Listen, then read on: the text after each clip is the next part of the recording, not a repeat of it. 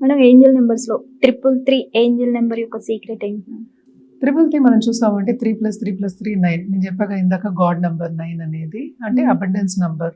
Okay. అంటే spiritual number కింద మనం తీసుకోవాలి. అంటే స్పిరిచువల్ గైడెన్స్ అనేది నీకు ఉంది అని తీసుకోవచ్చు కనిపించినప్పుడు. Okay. And also 3 by itself మనం ఎప్పుడైనా మాట్లాడుకోవాలి అంటే జూపిటర్ నంబర్ కింద మనం మాట్లాడుకుంటాం. ఓకే. ఎక్కడ ఉన్న జూపిటర్ బలంగా కూర్చుని ఉంటారు ఏదైనా సరే అది ఎక్స్పాండ్ అవుతుంది. Okay.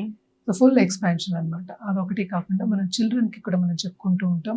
At the same time family టైంకి కూడా మనం చెప్పుకుంటూ ఉంటాం అనమాట. సో 333 ఎప్పుడు కనిపించినా ఇట్ ఈస్ ఆల్వేస్ నువ్వు అబండెన్స్ వైపు నడుస్తున్నావు. అలాగే స్పిరిచువాలిటీ అంటే స్పిరిచువల్గా నీకు మొత్తం బ్లెస్సింగ్స్ ఉన్నాయి. ఓకే.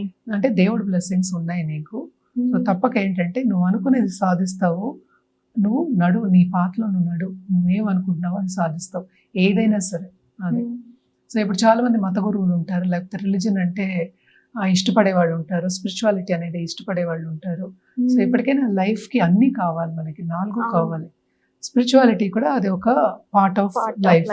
సో స్పిరిచువల్గా ఎప్పుడు మనం ఆలోచిస్తాం అంటే ఏంటి మనం చెప్పేది లా ఆఫ్ అట్రాక్షన్లో it is only positive thoughts.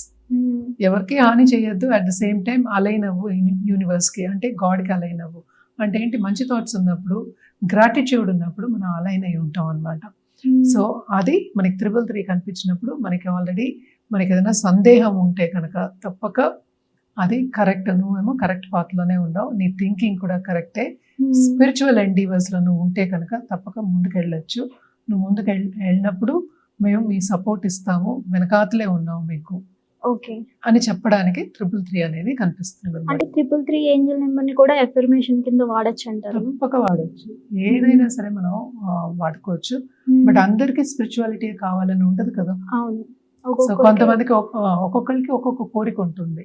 So దాన్ని బట్టి మనం ఇవ్వడం జరుగుతుంది. నేను అన్ని చాలా వాటికు మన ఇంటర్వ్యూస్ లో కూడా చెప్పాను, ఏదైనా సరే మనం ప్రిస్క్రైబ్ చేయడం అనేది జరుగుతుంది తప్ప జనరల్ గా నువ్వు అఫర్మేషన్ చేసేసే ఇలా చేసే అని చెప్పడం అనేది జరగదు.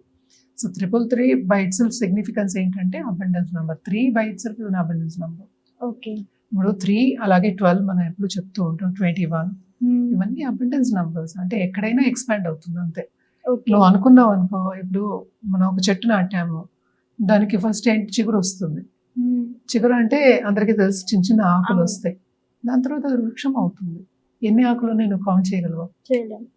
సేమ్ వే 333 అంత పవర్ఫుల్ నెంబర్ అనమాట. అది అంత అబండెన్స్ ఇచ్చే నెంబర్ 333. సో ఎప్పుడు కనిపించినా తప్పక థ్యాంక్ యూ యూనివర్స్ చెప్పాలి, థ్యాంక్ యూ గాడ్ చెప్పాలి, లేకపోతే జనరల్గా థ్యాంక్ యూ అని చెప్పొచ్చు. అది కనిపించినప్పుడు మాత్రం తప్పక 333 పర్స్లో నోట్ పెట్టుకోవడం, అప్పుడప్పుడు తీసి చూసుకుని నీ గోల్ని అనుకోవడం అనేది వెరీ వెరీ ఇంపార్టెంట్.